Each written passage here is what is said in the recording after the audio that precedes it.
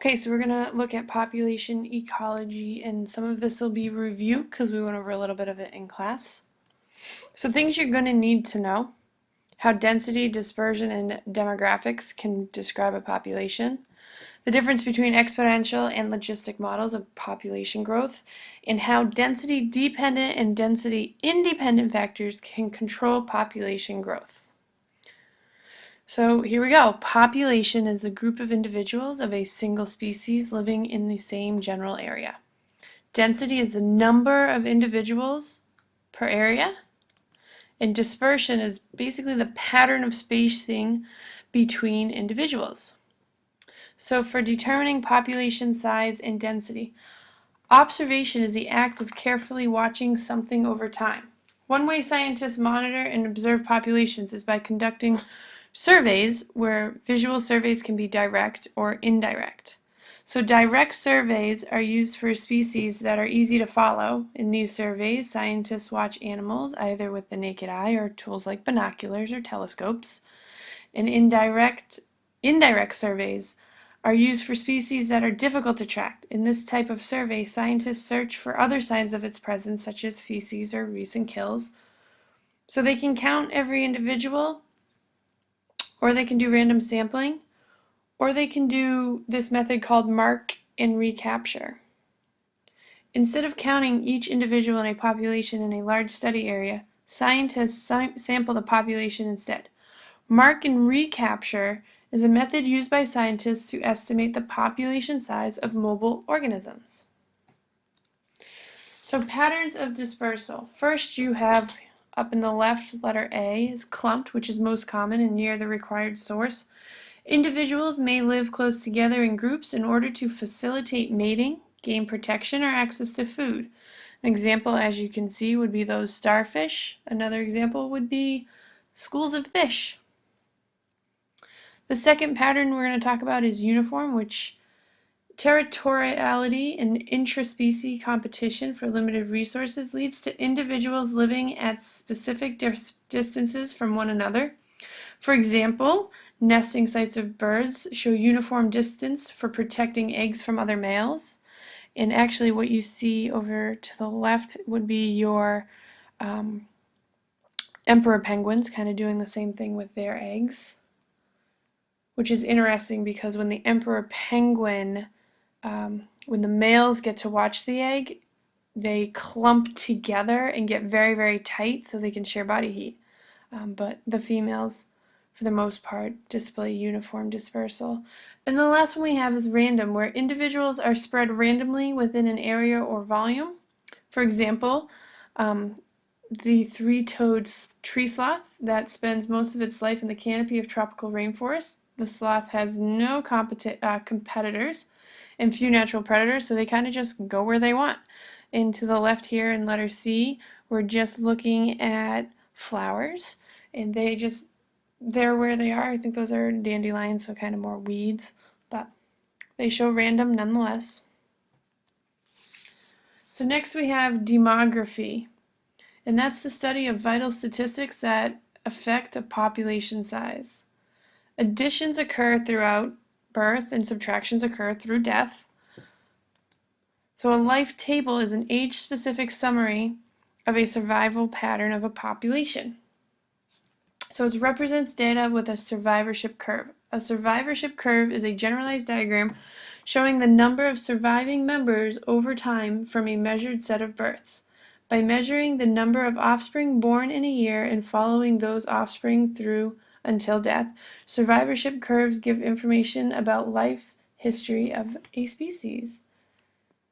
And so you're going to basically plot the number of individuals in a cohort still alive at each age. So here's an example of a life table. It's actually taken from your book. You can see there years 0 to 1. Where's my mouse? Here we go. And number alive starting, and then death rate. And you can get a lot from it, and they break it down, males and females. So next thing we're going to look at are the survivorship curves. You're going to have 3 types. So type 1 curve, this graph shows a type 1 survivorship curve in red. Type 1 survivorship represents a life history that is common among large mammals, including us. The curve shows a low level of infant mortality in a population that generally will survive until old age. A behavior that most organisms showing type 1 survivorship share is parental care for the young. Think about it. Most of you guys are 15, 16, 17 and are still with your parents. So they were definitely showing some parental care, which is a behavior most infant organisms are unable to care for themselves.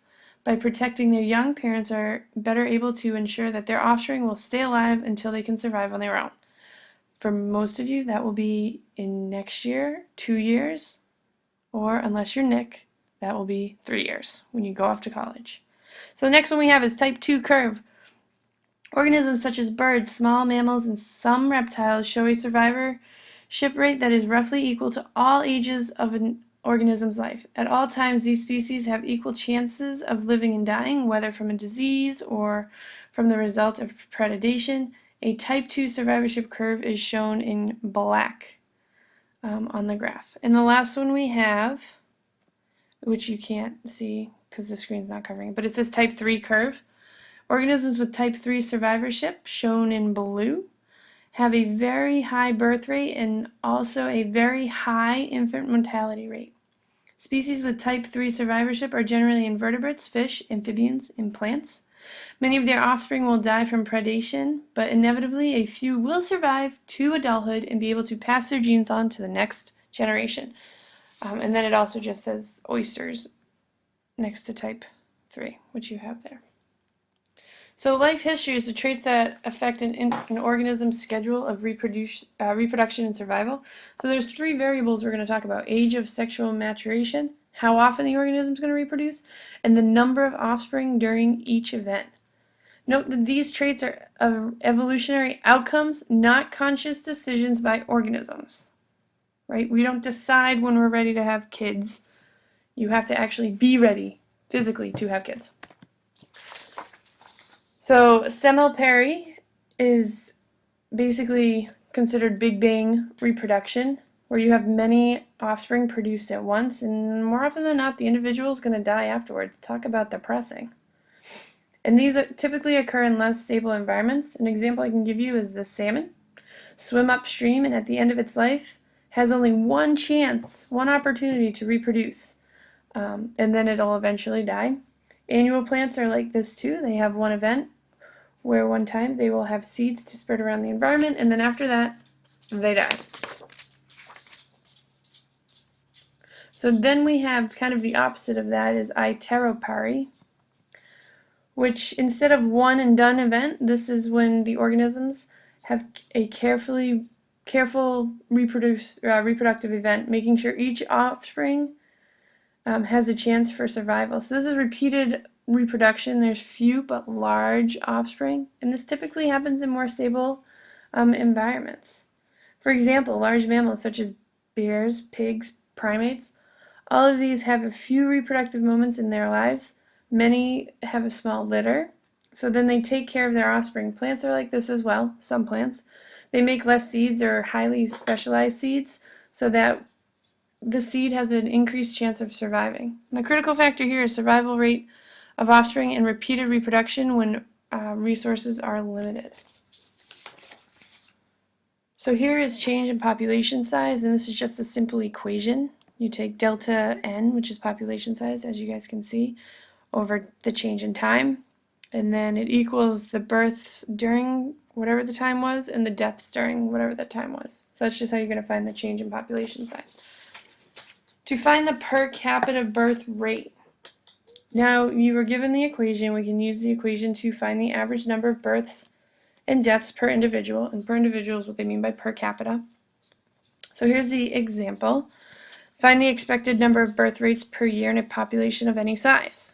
The annual per capita birth rate is 0.054, and the population size is 500. You take capital B equals little b, big N, and you kind of fill in your numbers, and you find that you have 27 per year. Now keep in mind that we know that big B means the expected number of births, big N is the population size, and the lowercase b is the birth rate per capita. So if we know the annual per capita birth rate, we just use this simple formula, and then you can find it. Also, you should note that you can also find the per capita death rate. You just change the B with an M for mortality, and it's found the exact same way. So this is why you need to know that, because ecologists prefer the difference between per capita birth and per capita death rate. So R is basically your growth rate, which is going to equal your annual per capita birth rate minus your annual per capita death rate. Again, you can go through that. Okay, moving on, we're going to talk about zero population growth, which occurs when the per capita birth rate and death rates are equal, or big B equals big D. Exponential population growth is population whose members all have access to abundant food and are free to reproduce whenever they want. So essentially, you have ideal conditions and the population growth is going to grow rapidly. So here you have this graph which compares growth in two populations with different values of R. As you can see here, you have 1.0 and you have 0.5. And it's just, you can see the reflection of the slope respectively.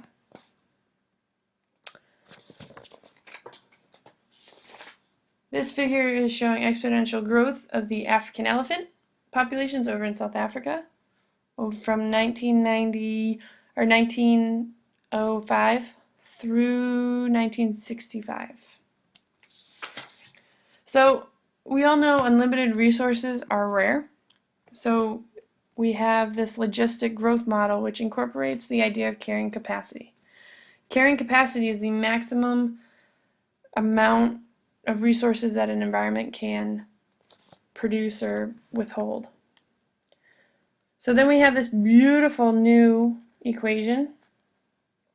Again, it's just looking at the change of population over the change of time equals the R, and then you use K for carrying capacity, minus N, again population size, over K. And essentially with the logistic model, you get S-shaped curves.